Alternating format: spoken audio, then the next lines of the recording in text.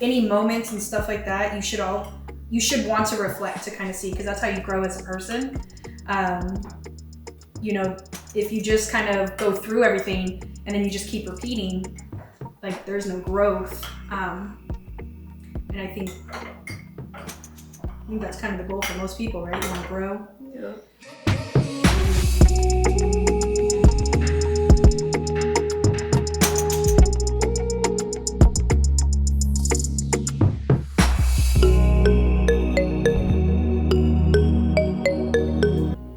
Hey everyone, welcome back to Convos and Tacos. Marissa here, Carla. And Gloria. and for today's video, what we're gonna do is we're gonna do beans and eggs tacos. So this dish takes me back because it's very nostalgic for me. My dad, when he used to kind of have his days off, he would kind of whip this up early in the morning. He would use my mom's frijoles from the day prior and just mix it with scrambled eggs, and then we would just eat it with tacos, and they were the bombest thing ever. So I'm gonna go ahead and make that for these ladies today. I hope they like it. And then for today's conversation or topic, it's our worst breakup. Worst breakup ever. Just kidding. Ever, really. I have a lot of them.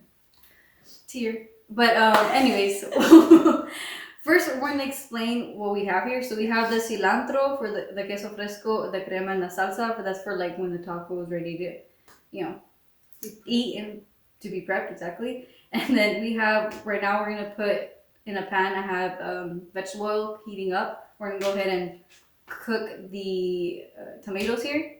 While that's cooking, we're going to go ahead and whisk some eggs. And then we're just going to throw in some pepper and cumin. And then once that's done, once you have the eggs scrambled, you're just going to literally just put your refried beans in with the scrambled eggs. And you're just going to kind of warm it up a little bit. And that's basically it. But who wants to start? Because I don't. Me. Oh. I just wanted to make sure that the cumin was actually open. Thank you. So, Gloria. Starting? I was kidding. Dang, I didn't She was want trying to avoid it. Well, I mean, your fiance now, you guys have been dating a really long time, so. Yeah, 10 years now. What was there anybody before that? Was there anyone before that? No. I'm just kidding. Yeah. Of course not. Of course. Well, I'm happy there was people before him because then I got to learn and experience it's like for it not to work out. I don't know if that makes sense. You experienced the wrong before you got to experience the right. Yeah, definitely. Which made you realize that's why it's right. Yeah. So, not that I encourage dating and so I started, to be honest, okay. I started dating, I had my first boyfriend in middle school, but the worst breakup I had was in high school. And this was the suckiest breakup because I went to his games, so he was an athlete, and I was cheering him on. Mind you, it's spring, or going into spring, and it was one of the coldest days, and his dad gave me his jacket, and I was waiting. I walked, when the game was over, I walked up with him to the PE locker room, and I was waiting there, and I was just waiting and waiting. So you said PE locker room, so high school? This was high school, and the way the school is made, you go in through, there's a main entrance, but then there's also a side gate or a side exit where somebody can leave and you wouldn't be able to know that they left. Yeah. So I was waiting there, and then I was like, man, he's taking way too long, it's freezing, I need to go home. And I called him, and I'm like, hey, I'm waiting outside, where are you? He's like, oh, I'm home already. Dang. I was like, oh, you're home? Dang. He's like, yeah, I'm home. And I'm like, oh, well, I was waiting for you, outside of the locker room. Why didn't, I was bummed. And long story short, he was like, I think we need to talk. And I'm like, Those words. We need to talk. Guys always say that when girls say that it's a bad thing, but I think definitely when guys say that. And it's weird because you're like, nah, people don't really say that. No, they actually do say that. Oh, we need to talk. And we ended up talking. Like I said, long story short, he ended up breaking up with me over the phone. And I think the reason why that was such a main breakup, or like the biggest breakup, was because he was the first person I had ever taken to meet my parents.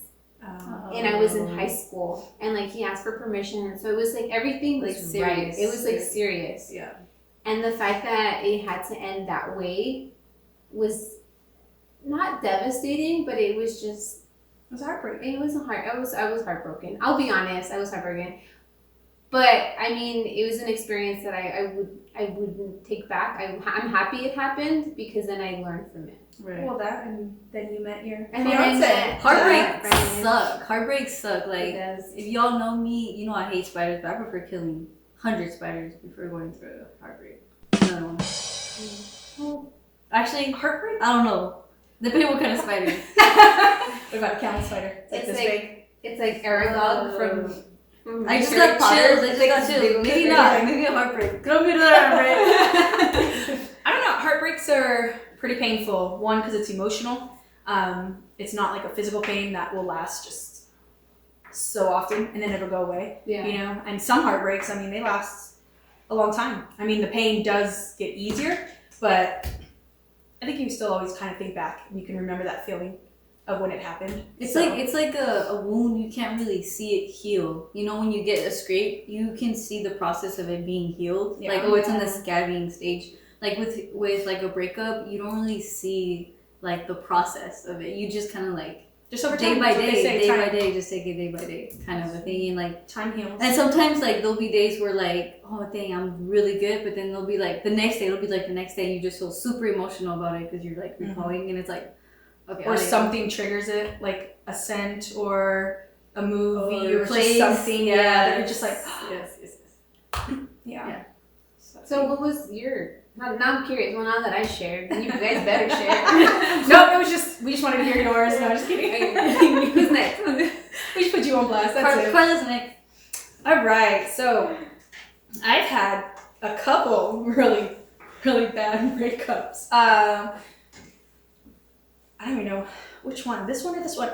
So probably one of the worst breakups, I would say, left me actually physically injured.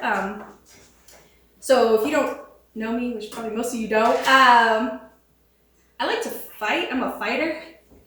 And so I've actually physically fought a few of my boyfriends. But anyways, so the one that will always stick with me because, well, I got the scars to prove it. It's a mean old scar too. Yeah. So, but it's not the scar you're thinking of because I was like, oh, I showed my wrist, but not that kind of scar. It's not that kind of scar. Well, she'll tell you. But so my worst was I was dating this guy. I was in my early 20s, and I met him through a friend. We kind of started dating, right? All the red flags were there, like boop, pop, pop, pop. They just popped up all over the place. But you know, when you're young, you decide to ignore them all, and then you ignore them and keep ignoring them. So basically, long story short, he cheated on me like, I don't know, 3 different times with 3 different exes, and yes, it was one of those. I got back with him after every single one until I finally was ready to let it go. But on one of the breakups, so there were multiple with just this one guy, on one of the breakups, I was calling him and he wasn't answering. And we had already kind of gone through some stuff, and I kind of already had a feeling about another person. Like, I was pretty sure it was one of his, I call them little girls, but one of his exes. And sure enough, I went to his house. So he lived with his grandma, and his grandma was really cool. So this is why I feel really, really bad. But so I went to the house, she was at work, and he wasn't answering. And so I was pounding on the door, wasn't answering. Calling him, not answering. So I was really sure that he was in there, but he was in there with someone. So I went around to the back of the house and at his bedroom window, I started pounding on his bedroom window. Well, one thing led to another, and Was there anyone else in the house, or just him? well, at the time, it should have been just him. Oh. But I felt he was with someone there. So like his grandma was at work. Intuition, right? Yeah. And so I felt, Intuition, right? Yes, I've learned. Listen to my instincts. So ladies, what happened was I got really, really angry. And I got so angry that I think I kind of just... You blacked out. Maybe. Well, no, I definitely remember doing it, so I can't say blacked out. But I pretty much just... you read out. I read out. I pretty much just put my hand through the window. His bedroom window. So, shattered that. And then in doing so, it ended up cutting me. So I have this scar across my arm. I don't think you guys can see it. It's a pretty big scar. And the way it healed, so I forever have a bump. And even to this day, mind you, this was, oh gosh, how long ago? Over 15 years ago, I think. But it's still sensitive to the touch. And there's like a little bump. Yeah. And so it gashed. Well, anyways, when it happened and I saw it, I ignored it. I looked through the window. He wasn't there. Denied. So he really wasn't home. Story twist. Yeah, so Oh shit. one of my crazy moments and one of my, I look back on and I've learned a lot. I definitely would never allow anybody to make me that angry again. And I haven't. And I've learned from that to never allow myself to get such out of control emotional wise that you do something like that. But let me tell you, I know for all of you are wondering, no, he wasn't home. But yes, he was cheating. He was just at the girl's house, which I found out. But anyways, so I had to call his grandma and explain why now one of her windows in her house were broken. But she was really actually cool. She pretty much was like, you just go get, go to the hospital, go get it taken care of. And she told me, she was like, it's okay, I'll deal with it. Because I think she kind of knew about her grandson kind of thing. And so I think she actually felt bad. Yeah, but it was interesting because I didn't know where a hospital was and I kind of was in shock. So I found a next door neighbor that took me. They took you, okay. He was really nice. I think he thought I cut my wrists. I think that's what he thought when I came out. So it was a whole lot of crazy, like a whole lot of stuff that happened. And that was probably one of my worst breakups because, yeah, nobody really wants to go through that pain. And I have a permanent reminder because it's right there on my arm. That was my worst breakup. I'm not even gonna say mine. She beat me. Like, oh, shoot. I thought I had a worse breakup. No, that's just definitely learn. Like, you can't let someone control your emotions like that so much. You know what I mean? Yeah. Or let them go so bad that you physically harm yourself or anybody else. It's just no. So I agree. You're giving them too much power. Yeah. And from that day on, I worked on it, and I never allowed. I still got angry in relationships and stuff, but I've never allowed anybody allowed myself to get that mad over anything because At least you reflected on it. Yeah. Yeah. It was destructive. If I kept going down that Or else path. you would be covered up in scars. Oh, that'd be kind of cool. This one's from this. And this is So from tacos are almost someone. ready.